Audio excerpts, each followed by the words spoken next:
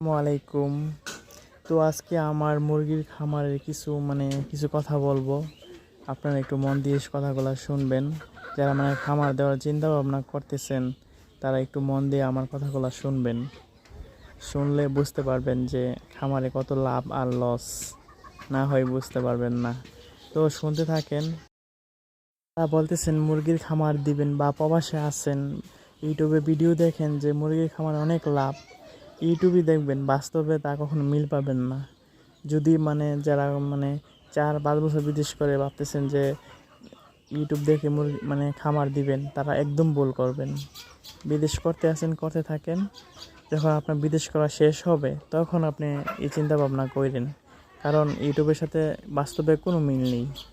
তো যারা দিছে এরা বুঝতে পারতেছে। তখন আমিও বিদেশ ছিলাম 5 বছর।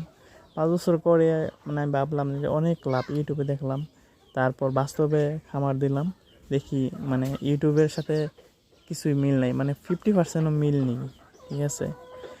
আর আরেকটা আপনি নিজেরটা যে নিজে করতে পারেন তা কম বেশ কিছু একটা লাভ হয়, কিন্তু বিদেশের টাকা যে কামাই নেবেন তা কখনো সম্ভব না।